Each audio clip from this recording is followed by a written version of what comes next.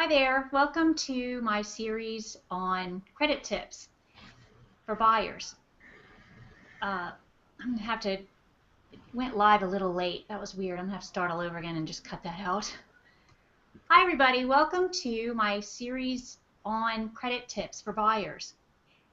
This is Karen Highland. I'm a real estate agent in Central Maryland along with my husband Chris.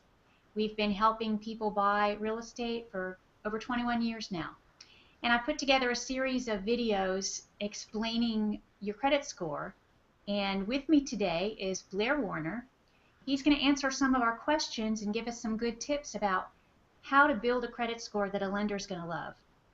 Hi Blair, why don't you tell us a little bit about yourself and your business?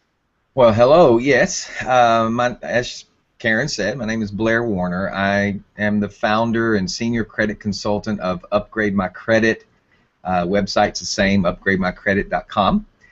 And I started 7 years ago after being in the mortgage business for a few years, helping people with just any kind of credit issues that might keep them from buying a house. And so this subject that we're going to talk about today is one of my favorite because the first-time home buyer, probably 80% of my clients are first-time home buyers, and so I'm ready. I'm anxious to jump in. Great, and I'm sure a lot of first-time home buyers have a lot of questions, especially today after so many changes in the real estate industry. So let's say that Joe and Susie just got married and they're sitting around in their cramped little apartment and they look at each other and say, you know what, let's buy a house. So I'm sure that happens all the time. Yeah. What kind of things do they need to be thinking about in advance to to build that good credit score that lenders are looking for?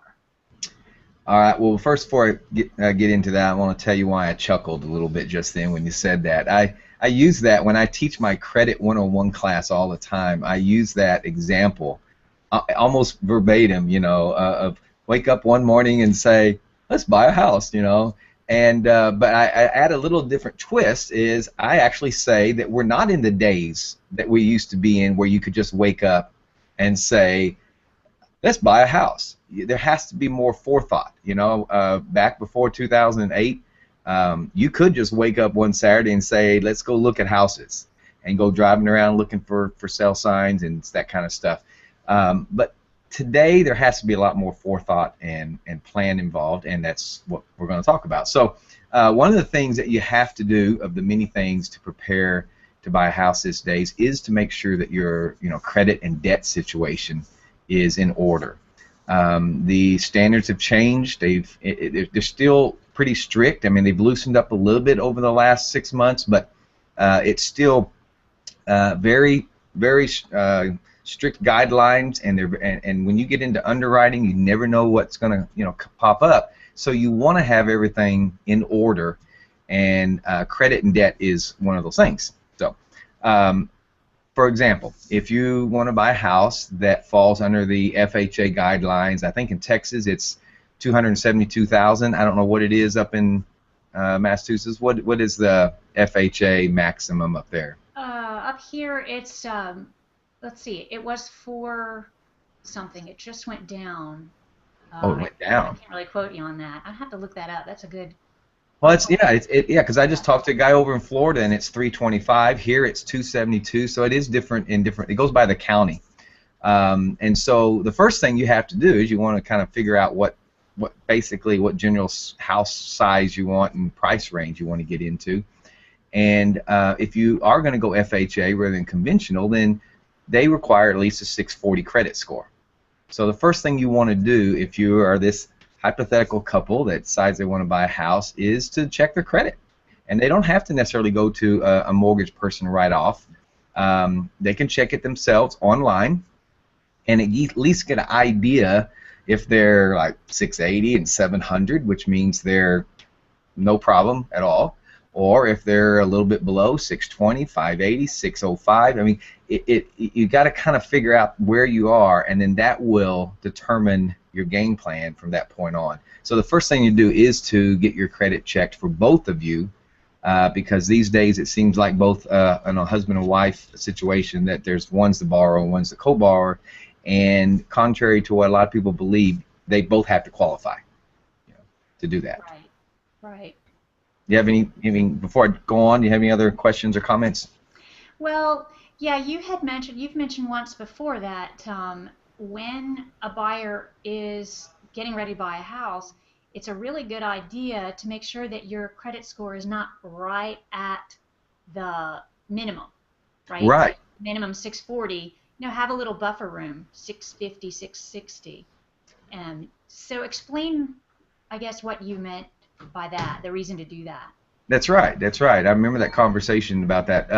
If someone had pulled their credit and they found out they just had a 642, okay, I still wouldn't advise for them to just run off to a mortgage person, get their pre-approval, and start looking for houses. I think it's better if they have that cushion, like 650, 660, 680. So, and I'm going to tell you why, that was your question. If you get a pre-approval at, say, a 642, and then they come to you, Karen, and y'all show them houses, and they find their dream home, they put a contract in, and now the mortgage lender is sending the whole package, loan package, to underwriting. And in the meantime, from the time you got that pre-approval to the time that it goes into underwriting, they're probably going to pull your credit again. And in that meantime, if you went down just from a 642 to a 639, just 3 points, that could completely kick out the loan. Now, it doesn't mean it's dead. That's being only 3 points. There might be some time to make some adaptions and save the day, but you don't want to run into that if you can help it. So the best thing to do is have some cushion there, because the score can go up. You can not even do anything to cause it. FICO is not an exact math. There's a little bit of wiggle room in there, and I don't know why they can't make it so more exact, but there is. But you don't know what could cause it, and it can go up 2, 3, 4, 5 points without you doing anything. Great, good. That's a good point. Yeah, that's good advice. Very good advice. I mean, as a realtor, we've run into those situations. Their credit score goes down 5 points. Boom. Oh, then everybody's scrambling in the 11th hour. I also had another question about the different types of credit you can get. I know there's revolving credit, there's the deeper credit of a mortgage, which of course they're not going to have yet, but car loans. What's the best, if not the best, what are some good tips as to what kind of credit a person needs to get to build a good credit score? Well, and that's a good question because the three different scenarios we just talked about, either barely at 640 or way above 640 or below 640. If you do pull your credit when you're planning to buy a house and you find out that you're below 640, let's say you have a 620 or you're 592, and you need to build your credit up. There's no sense going to a mortgage person or a realtor if you pull your score and you got a 592. There's things that I can tell you to do that will build it up before you even go and take the time of a mortgage person and a realtor. And so let's say you're at a 592 and you want to start building up your credit so you can get above that 640. It's going to be too late for you to go get any kind of installment loan. Installment loan takes a lot of time for it to help you. An installment loan would be like a car loan, or if you go to Conn's and get, say, a refrigerator on an installment. Those kind of things are installment where there's a fixed rate, fixed amount of payment, and fixed time. And when it's paid off, it's gone. It's over with. That's not the best way to build up your credit. Now that doesn't mean don't be afraid to get installment loans, but not if you're in this house buying mode and you want to build up your credit pretty quickly. The best way to build up your credit is to make sure you have enough revolving credit, like credit cards, Visa card, MasterCard. And if you don't have those, a mortgage lender is going to want 2, 3, 4 trade lines anyway. The underwriter is going to actually want the presence of those trade lines on the credit report anyway. So the best thing to do is get some a couple extra revolving credit, use it for a tank of gas or groceries, and pay it off every month. And in 4 to 6 months, you can see someone's score go up 20 to 40 points just from adding some revolving credit on there.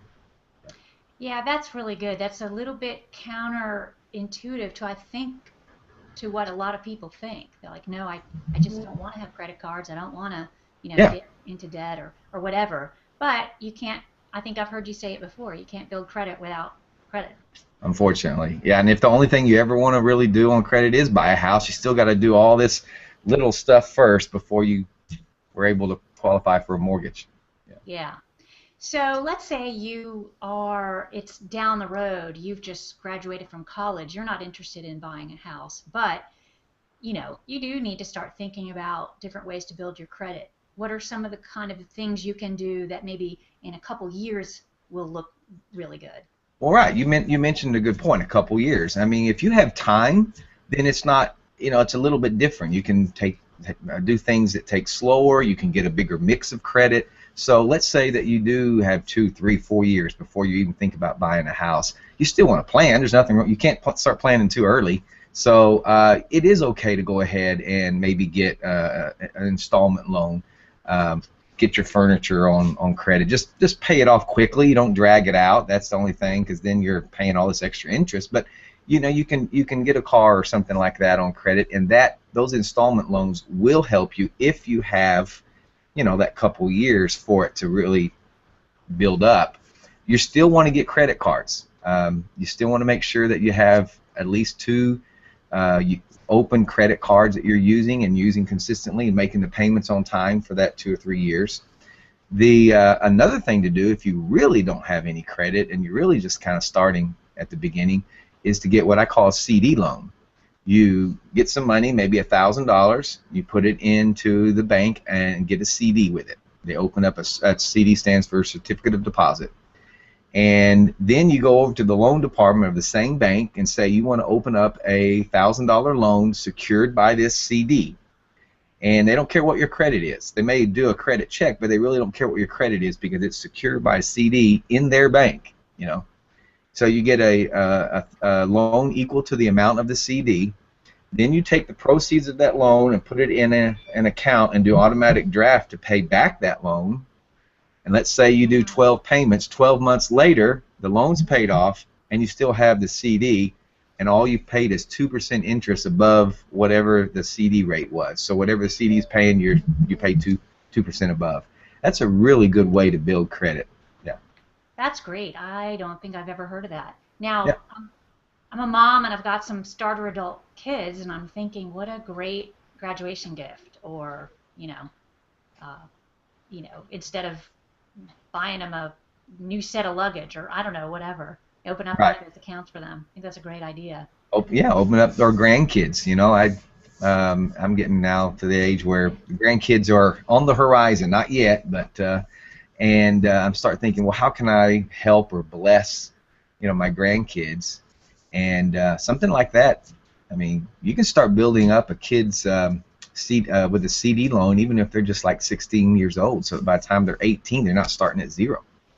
Oh, I didn't know that. So you Yeah. could do that even before they're You just co-sign. You have to co-sign, right. but you still go in there and use the whole CD loan concept, and then you co-sign, and they're building up credit. Fantastic idea. I like that. I just like that idea. Of course, when I was young, I didn't know anything about credit. Whatever, credit cards, yeah, bring them on.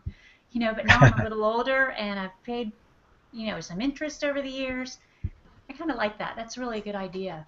So any other last tips for Well, first-time buyers? yeah, I guess what because we've covered what happens if you want to buy a house and you pull your credit and you find you're hovering around 640. We've talked about if you're below that and you need to build up, what to do.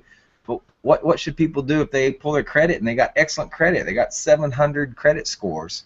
Do they go out tomorrow and talk to a realtor and a mortgage person and start buying the house? They can if they're really that ready. But what they're still going to have to be 2 things they're going to have to be careful about and look at, because everything's not about credit score. They have to also worry about how much debt they have and their debt to income ratio. So you could have 750 credit score and pay all your debt on time, but have too much debt, and you won't get a mortgage loan because you're above, what is it, 42% right now, I think, for the debt to income ratio. Yeah, I think it's pretty close to that. Yeah. Yeah, so part of it is more than just looking at your credit score, making sure it's high enough. You can run a quick debt-to-income ratio. Is just take all the debt that shows up on your credit report. You don't have to put all the little things. Only what shows up on your credit report is all the underwriter's going to care about.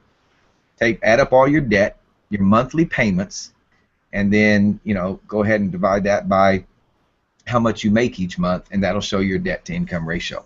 Okay, and if it's above 42%, then there might be some adjustments they need to make there. Let's say though that you find out that you have great credit and your debt is low, 20-30% DTI. Then the last thing that you need to be careful about is don't do anything new on credit after you started talking to a realtor and a mortgage person. Don't apply for any more credit. Don't overuse it. You can still use it for gas and stuff and pay it off, but don't do anything new on credit, because you just don't want to change anything from how it looks. Yeah. Don't buy the new car. No. Or if you find your dream home, don't go out and buy that new bedroom set, because you're anxious. Yeah. So. Right. Do that the day after settlement. That's right. You can do it the day after. That's right. That's fine. All right. Well, great. Thank you so much, Blair. I hope that our first-time buyers find this really helpful. I do. And if you want to contact Blair about any of his services, that website will be underneath the video or on the blog where you might have found this video. And it's www.upgrademycredit.com. That's right. And I love phone calls. Feel free to call me at 817-886-0302, and my personal extension is number 3. Awesome. Great. Thanks, Blair. We'll talk to you again. All right. Bye-bye. Bye.